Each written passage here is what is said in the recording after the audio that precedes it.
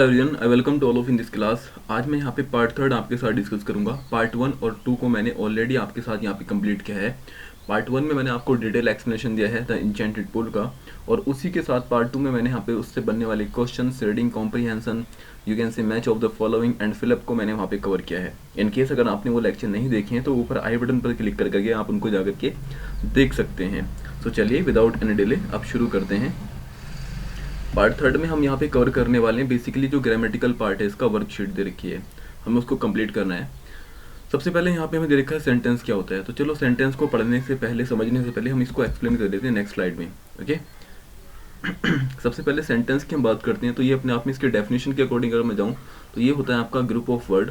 Okay, लिख लेता हूँ एक बार। Group of words which make a sense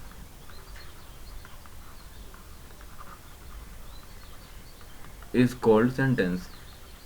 ठीक है, इज कॉल्ड सेंटेंस, यानी कि शब्दों का ऐसा समूह। ठीक है, ग्रुप ऑफ वर्ड्स, वर्ड्स का समूह होगा। पहली बात तो ये ग्रुप होगा, जैसे ये ग्रुप होता है, और ये ग्रुप्स भी किसका होगा, वर्ड्स का होगा। और ऐसा ग्रुप होगा जिसका कोई ना कोई मीनिंग निकलता हो, अपने आप में मीनिंगफुल चीज़ें हो, दैट इज कॉल्ड, उसको आप बोलते हैं सेंटेंस। नहीं समझे, ऐसे समझे। आपने बचपन में अल्फ़ाबेट्स पढ़े होंगे, अल्फ़ाबेट्स, और अल्फ़ाबेट्स को आपने दो चीज़ों में बांटा हुआ, lower case, upper case, that is capital letter और आपके स्मॉल लेटर। इतना तो आपने पढ़ा है। लेकिन वो अपने आप में क्या थे, ए बी सी ऐसे करके वो अपने आप में क्या थे, अलग अलग वर्ड थे। क्या इनका कोई मीनिंग निकला था? बिल्कुल भी नहीं निकला था। इनको जोड़ करके आपने कुछ वर्ड बनाए। फॉर एग्जाम्पल आप मान लीजिए राम, आर अपने आप में एक लेटर हुआ, ये अपने आप में एक लेटर हुआ, ये अपने आप में एक लेटर हुआ, तो ये अपने आप में एक वर्ड बना, है ना। क्या इस वर्ड का कोई मीनिंग निकल रहा है? अभी नहीं निकल रहा है। फिर आगे आपने जोड़ा इस, ये भी इसके अंदर दो लेटर हैं, लेकिन अपने आप में भी एक वर्ड बना, eating an apple. Ram is eating an Apple. यहाँ पे लेटर्स हैं, यहाँ पे लेटर्स हैं, यहाँ पे लेटर्स हैं, और ये लेटर को फॉर्म करके क्या बने, ये भी वर्ड अपने आप में, ये भी अपने आप में एक वर्ड है, ये भी अपने आप में एक वर्ड है, ये भी, और ये सब अपने आप में वर्ड बन गए। अगर आप गौर से देखें तो एक से ज़्यादा है ना, और अगर एक से ज़्यादा है तो आप इनको ग्रुप तो बोल सकते हो इजीली, कोई इशू नहीं है। तो ये बन चुका है आपका group of words, group of words, है ना। जब ये ग्रुप ऑफ वर्ड्स बना है और इसका हमें मीनिंग भी समझ में आ रहा है, देख लेते हैं एक बार। Ram is eating an apple, Ram एक सेब खा रहा है या फिर खा रहे हैं। ठीक है, तो सीधी सी बात है कि ये ग्रुप ऑफ वर्ड्स हुआ। बिल्कुल हमने देखे यहाँ पे वर्ड्स बने, लेटर से मिलकर के वर्ड बने, और इनका कोई ना कोई मीनिंग भी हमें समझ आ रखा है। हाँ, बिल्कुल भी आ रखा है। तो आप इसको बोल सकते हैं पूरा का पूरा सेंटेंस बोल सकते हैं। ये क्या है, अपने आप में एक तरह का सेंटेंस है। अरे चीज़ें आपको समझ में आई हैं यहाँ तक? क्या सेंटेंस बिल्कुल एक ही टाइप के होते हैं? नहीं। अगर एक ही टाइप के सेंटेंस होते हैं तो बहुत ज़्यादा फर्स्ट की रेट हो जाता है। उसी चीज़ को अवॉइड करने के लिए हमने इसको कुछ क्लासिफिकेशन किया है कि अलग अलग सेंटेंस आपके होते हैं। पहला जो सेंटेंस आप पढ़ते हैं फर्स्ट टाइप में, वो होता है आपका सिंपल। बहुत ज़्यादा सिंपल होता है। इसके बहुत सारे नाम होते हैं इसके। एक होता है सिंपल होता है, दूसरा कुछ जगह इसको असर्टिव भी कहा जाता है, असर्टिव भी कहा जाता है, कुछ जगह इसको डिक्लेरेटिव भी कहा जाता है, क्योंकि किसी के बारे में चीज़ों को डिक्लेयर करते हैं। ओके, तो इसके 2 से 3 नाम होते हैं। कुछ जगह इसको एक और नाम दे देते हैं, पॉजिटिव नेम। ठीक है, पॉजिटिव के नाम से होता क्या है, एक स्टेटमेंट होगी, बिल्कुल ऐसी होगी, उसके अंदर कोई कुछ नहीं होगा। जैसे हमने भी एक सेंटेंस पीछे पढ़ा था कि Ram is eating an Apple. ठीक है, सॉरी यार मेरी फेंट राइटिंग के लिए, ऐसे लिखता हूँ मैं जल्दी जल्दी, Ram is eating an Apple, बस आप समझ लें मेन इंटेंशन ये होता है। Ram is eating an apple, Ram क्या है, सेब खा रहा है। बिल्कुल सिंपल सेंटेंस है, इसके अंदर कोई भी किसी भी टाइप की चीज़ें कुछ यहाँ पे नहीं है। तो ये एक तरह की स्टेटमेंट है बेसिकली, तो इसको आपने कहा सिंपल या असर्टिव। सेकंड टाइप जो होता है वो होता है आपका निगेटिव। अब निगेटिव में क्या होता है, आपने हिंदी में पढ़ा होगा, और अंग्रेजी में होता है नोट। इसके अंदर नोट लगा होता है, हर चीज़ को मना करते हैं। जैसे मैं कहूँ I am not drinking tea. ठीक है, मैं अभी चाय नहीं पी रहा हूँ, तो यहाँ पे नेगेटिव स्टेटमेंट है यहाँ पे। क्यों? क्योंकि यहाँ पे नॉट का यूज़ हुआ है। हिंदी में इसको कैसे पहचाने, हिंदी में यूज़ होता है नहीं, नहीं, नहीं, नहीं। थर्ड स्टेटमेंट है आपकी यहाँ पे इंटीरोगेटिव, है ना। जो आपका थर्ड होता है वो होता है आपका इंट्रोगेटिव सेंटेंस। इंट्रोगेटिव को अगर आप स्प्लिट कर दें तो ये वर्ड मिलकर के बना इंट्रोगेट से। इंट्रोगेट का मतलब होता है एक तरीके पूछताछ करना, जो कि बेसिकली की जाती है इन्वेस्टिगेशन के थ्रू। तो यहाँ पे पूछताछ के लिए 2 टाइप के होते हैं बेसिकली इंट्रोगेटिव क्वेश्चन। एक तो होता है यस एंड नो टाइप में। अब आप कहोगे ये कैसे है जी, हिंदी पहचान इसकी क्या से स्टार्ट होती है, क्या आप चाय पियेंगे? अगर हाँ तो घर बनाएं और पिएं, ठीक है। दूसरा होता है आपका WH टाइप का, WH टाइप में। अब WH टाइप के जितने भी वर्ड होते हैं ना, जैसे what, when, where, how, okay, why, ये सब वर्ड यहाँ पे इसके अंदर होते हैं। तो ये WH टाइप से स्टार्ट होते हैं। शुरू में इसमें क्यों, कब, क्या, कैसे आता है, ओके, क्लियर है। और लास्ट में एक मोस्ट इंपॉर्टेंट थिंग, यहाँ पे क्वेश्चन वर्ड भी दिया होता है, ठीक है, साइन ऑफ इंटरोगेटिव। तो ये आपको 3 क्लियर हुए। नेक्स्ट आप चाहें तो इसको समझ सकते हैं, स्क्रीनशॉट वगैरह ले सकते हैं इन सब चीज़ों का। आगे देखते हैं। नेक्स्ट टाइप जो है अपना वो होता है इम्परेटिव। क्या होता है बच्चे, इम्परेटिव। इम्परेटिव में होता क्या है, 1 second let me right here. Imperative में होता क्या है, यहाँ पे आपको बेसिकली या तो कोई ऑर्डर मिल सकता है, आप रिक्वेस्ट भी कर सकते हैं, आप किसी को कमेंड भी कर सकते हैं, है ना। सो ये सब चीज़ें हमें यहाँ पे देखने को मिलती हैं। ऑर्डर और इस रिक्वेस्ट को कैसे पहचानेंगे, तो ये डिपेंड करता है आपकी पिच के ऊपर, है ना। पिच मतलब आपकी वॉइस की आवाज़ कैसी है, आप स्लो बोल रहे हैं या फिर आराम से, मैं कहूँ पानी लाओ, है ना, ब्रिंग अ गिलास ऑफ वाटर,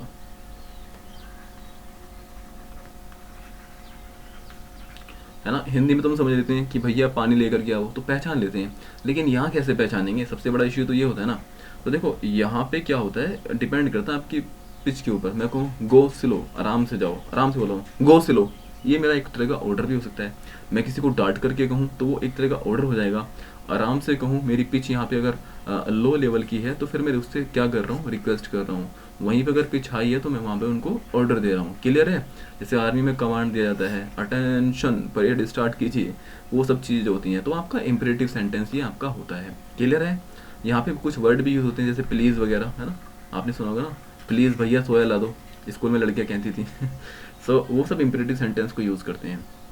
नेक्स्ट होता है फिफ्थ जो है आपका यहाँ पे एक्सक्लेमेटरी, ओके, एक्सक्लेमेटरी।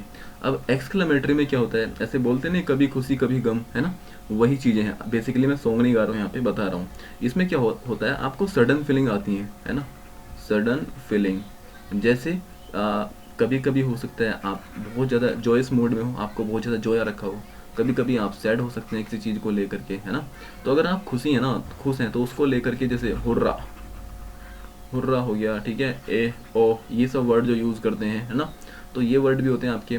दूसरा अगर सैड मोमेंट को लेकर के तो अलास, ये भी होता है। जैसे एग्जांपल से मैं आपको समझा देता हूँ अभी, 1 सेकेंड, अल्लाह में इरेज ईयर। जैसे हम मैच देख रहे हैं, आजकल मैच का सीजन चल रहा है, तो हुर्रा। देखो एक चीज़ और है, ये जो आपका एक्सक्लेमेटरी है ना, इसके बाद इसको हम बोलते हैं साइन ऑफ एक्सक्लेमेशन। क्या बोलते हैं, साइन ऑफ एक्सक्लेमेशन। ये आपका साइन ऑफ एक्सक्लेमेशन होता है। Hurrah, we have won the match, we have won the match. अब ये लड़का कोई खुश है, बोला वाह हमने मैच जीत लिया है, ठीक है। तो ये आपका क्या हुआ यहाँ पे, ये आपका खुशी मोमेंट वाला हुआ।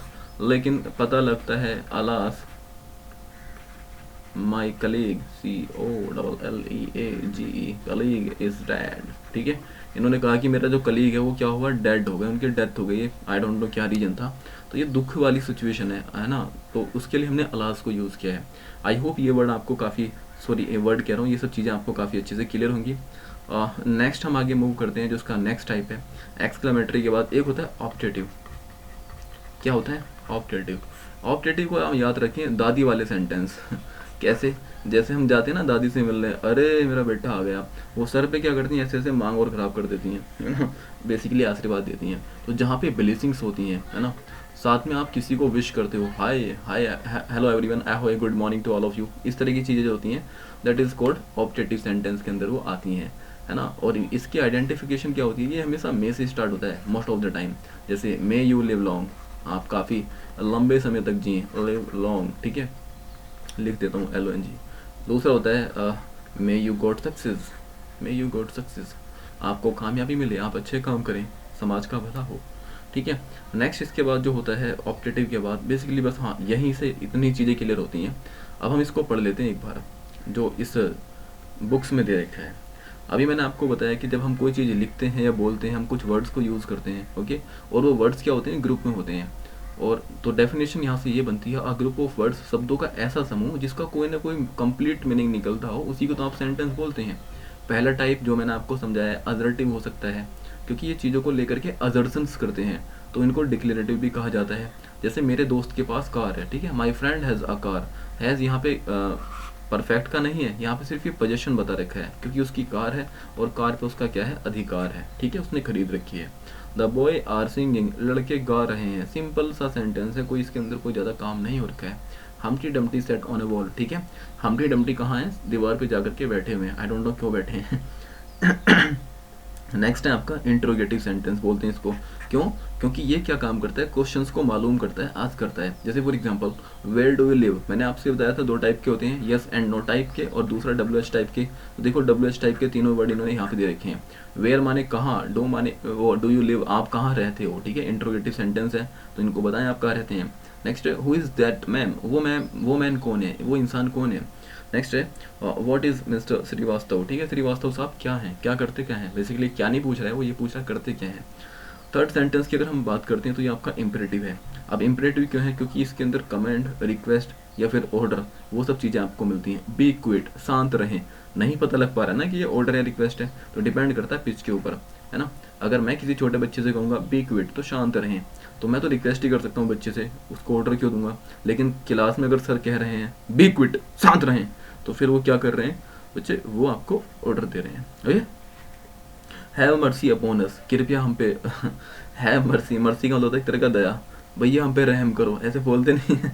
तो ये हम पे रहम करने वाली जो स्टेटमेंट है, तो आप डेफिनेटली किसी से रिक्वेस्ट ही कर रहे हैं ना।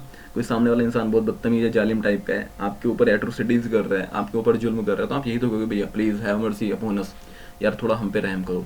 इंसान के सामने तो खैर इतनी औकात नहीं इंसान की, आप किसकी, गॉड अलमाइटी के सामने कहते हैं। जब सिचुएशन बहुत ज़्यादा ख़राब हो जाती है, प्लाइट कंडीशन हो जाती है, प्लाइट का मतलब होता है बहुत ज़्यादा ख़राब कंडीशन, ठीक है, प्लाइट कंडीशन जब हो जाती है तब आप गॉड अलमाइटी से कहते हैं O God almighty please have mercy upon us. Okay, next होता है go away at once, at once का मतलब होता है तुरंत, ठीक है, भाई साहब अभी चले जाओ, बस निकल जाओ यहाँ से, ठीक है, उसको बोलते हैं, तो ऑर्डर है डेफिनेटली। और एक क्लियर है आपको ये सब चीज़ें। नेक्स्ट होता है आपका एक्सक्लेमेटरी सेंटेंस। एक्सक्लेमेटरी सेंटेंस के अंदर आपको स्ट्रॉन्ग फीलिंग आती है, किस चीज़ की फीलिंग आती है मैंने आपको क्लियर किया है। या तो हो सकता है कोई हैप्पी वाली सिचुएशन हो, या फिर हो सकता है कोई दुखी वाली सिचुएशन हो।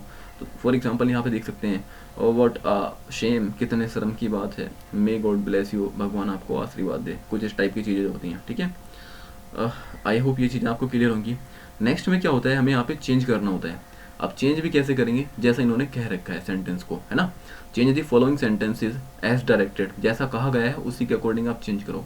Mohan plays cricket, Mohan cricket खेलता है। अब यहाँ पे मुझे तो पता है यहाँ पे डू या डज नॉट जो भी आने वाला है, लेकिन आप कैसे समझेंगे बता दें एक बार, चलो देख लेते हैं।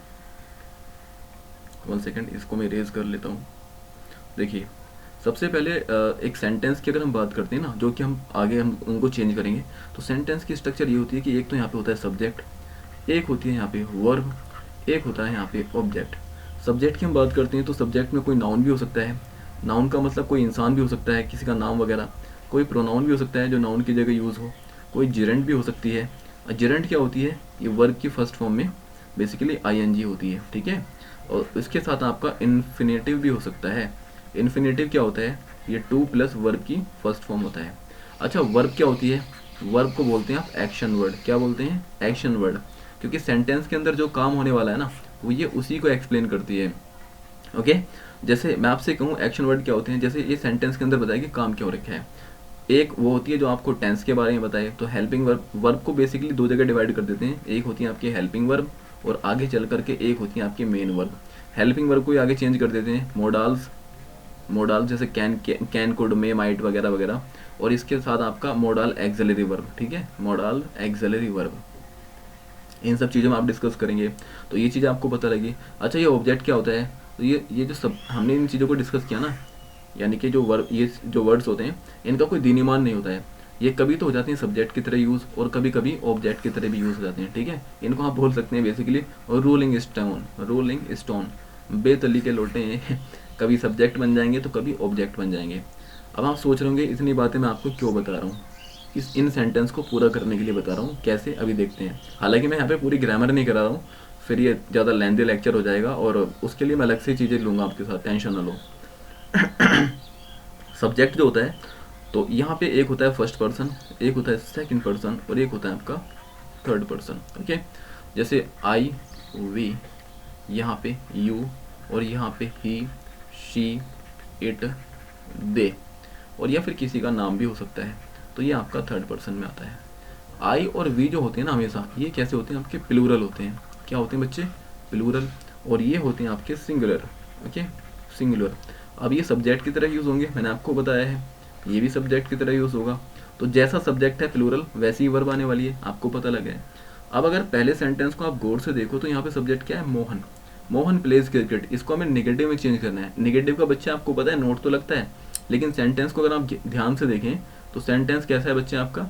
सेंटेंस है आपका, मैं लिख देता हूँ यहाँ पे, Mohan plays cricket. Mohan cricket खेलता है। ये सेंटेंस आपका प्रेजेंट इंडेफिनिट का है। कौन सा है? प्रेजेंट इंडेफिनिट का है। और सब्जेक्ट को अगर आप देखें तो मोहन किसी का नाम जो कि थर्ड पर्सन है, और थर्ड पर्सन है तो ये कैसा है बच्चा आपका? सिंगुलर है। तो सिंगुलर है तो वर्ब कैसी आएगी आपकी? सिंगुलर आएगी। अब वर्ब को लेकर के दो खेल होते हैं, निगेटिव या इंट्रोगेटिव में, या तो आप लगाते हैं डू या फिर लगाते हैं डज, है ना। तो डू और डज की अगर हम बात करते हैं तो डू आपका प्लूरल है और डज आपका सिंगुलर है। डज आपका सिंगुलर है। तो यहाँ से बनेगा मोहन, इसका जो नेगेटिव फॉर्म बनेगी वो ये बनेगी, मैं यहीं पे बना देता हूँ।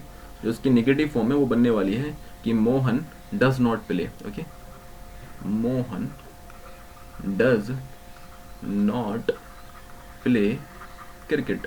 डज नॉट की कॉन्ट्रैक्शन क्या होती है? शॉर्ट फॉर्म वो होती है DOESN', डजंट। ठीक है, आई होप ये आपको क्लियर होगा। नेक्स्ट है he did not go to Mumbai last year. अब लास्ट ईयर से पता लगा कि सेंटेंस पास्ट का है, और पास्ट में भी क्या है आपका? डिड नॉट, यानी कि इंडेफिनिट का है। तो बच्चे अगर डिड के साथ तो वर्ब की फर्स्ट फॉर्म आती है, गो बिल्कुल ठीक है, लेकिन हमें अफर्मेटिव में चेंज करना है। तो पास्ट इंडेफिनिट का जब अफर्मेटिव सेंटेंस होता है ना, तो वहाँ पे हम वर्ब की सेकंड फॉर्म यूज़ करते हैं। तो यहाँ पे डिड को हटाएंगे, नॉट को हटाएंगे, ये सेंटेंस बनेगा ही वेंट टू मुंबई। ठीक है, गो की जगह सेकंड फॉर्म आ जाएगी went. He went to Mumbai last year. I hope ये क्लियर होगा आपको काफ़ी अच्छे से। नेक्स्ट है Bhola is not a carpenter. तो इसको किस में चेंज करना है आपको? अफर्मेटिव में चेंज करना है। तो अफर्मेटिव में चेंज करना है, इसमें कोई इशू नहीं है, इज़ के साथ है, नॉट हटा दो बस। Bhola is a carpenter. How, sorry, next है आपका ही हैज़ रीड द बाइबल। इसको नेगेटिव में है तो हैज़ के साथ हमेशा हैज़ नॉट या हैव नॉट को लगा करके आप इसको नेगेटिव बना सकते हैं। तो यहाँ पे हैज़ नॉट आ जाएगा। ओके, सेंटेंस बनेगा he has not read the Bible. Okay, next है negative, switch the fan. Switch the fan, यहाँ पे ऑर्डर है बच्चे, क्या है आपका? ऑर्डर है। तो जब ऑर्डर या रिक्वेस्ट होता है तो आपका इंपरेटिव होता है। तो इंपरेटिव में अगर आपको नेगेटिव बनाना होता है तो आप डू नॉट से स्टार्ट करते हैं। ठीक है, तो ये बनेगा बच्चे आपका do not switch the fan on. भैया प्लीज़ स्विच फैन को स्विच ऑन ना करें। नेक्स्ट है आपका नेगेटिव सेंटेंस चेंज करना है, किसका? Mister Sharma looks. बिल्कुल पहला सेंटेंस है, ऐसी आई से तो इंडेफिनिट है। अब इसको कैसे चेंज करेंगे देखते हैं।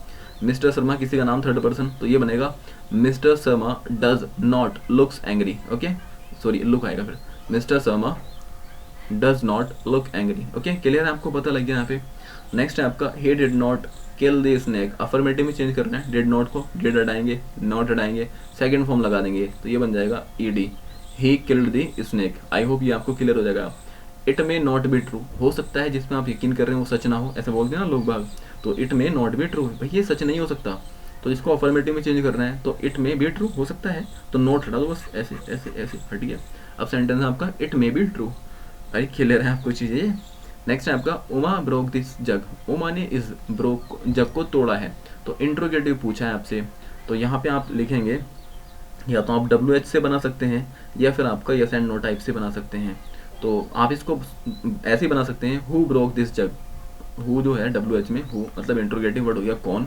ठीक है, तो हु ब्रोक दिस जग, या फिर ऐसे बना सकते हैं, हेल्पिंग वर्ब से बनाएंगे तो did, did Uma, did Uma. अब चूंकि डिड आ गया तो वर्ब की फर्स्ट फॉर्म आएगी, डिड उमा ब्रीक, BRE की ब्रीक दिस जग, क्या उमा ने इस जग को तोड़ा है, ऐसे बना सकते हैं लास्ट में क्वेश्चन वर्ड। क्लियर हुआ आपको यहाँ तक? 1 सेकंड में सब चीज़ें इरेज कर लेता हूँ, बहुत ज़्यादा फर्स्ट क्रिएट हो गया यहाँ पे। या अब नेक्स्ट चलते हैं, 9 तक हो गया, 10th पे चलते हैं।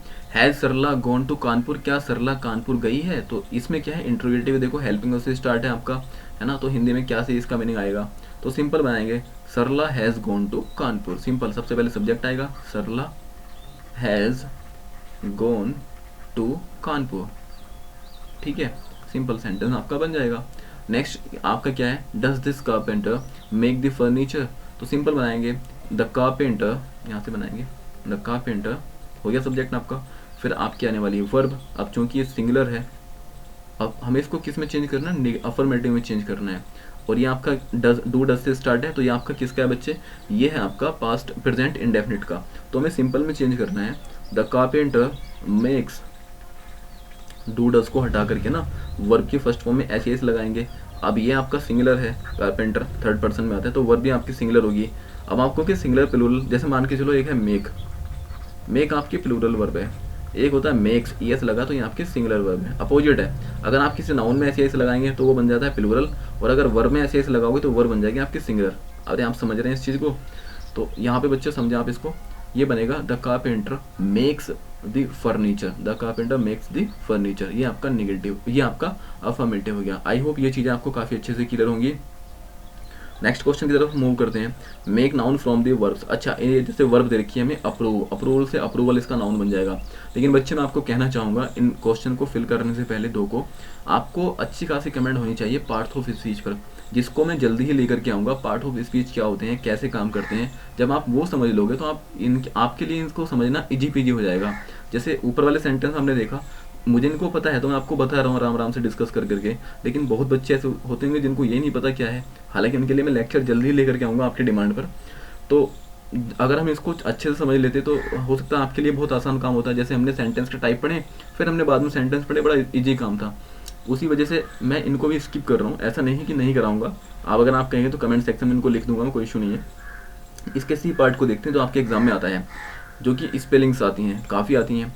पहला वर्ड है POSSIBLE, पॉसिबल। पॉसिबल आपका मतलब जैसे कि कोई चीज़ संभव होना, that is called possible. AGGREIABLE, agreeable, ठीक है। टॉलरेबल, टेरिबल, TERRIBL, टेरिबल का होता है कोई सिचुएशन बहुत ज़्यादा खराब हो जाना। BREAK, ब्रेकेबल, ठीक है। ब्रेकेबल कोई चीज़ ऐसी जो फ्रेजाइल हो, टूट जाए आसानी से, ठीक है। नेक्स्ट ये स्पेलिंग किसकी लगती है, तो इसको देखते हैं। वैल्यूबल की स्पेलिंग है VALUBLE, वैल्यूबल। रिस्पॉन्सिबल, ठीक है। और ये आपकी LEISUR, लाइजर का मतलब होता है फ्री टाइम, ठीक है। फ्री टाइम जो होता है लोगों के पास। SURPRISE, surprise. NEIGHBOUR, नेबर माने पड़ोसी, ठीक है।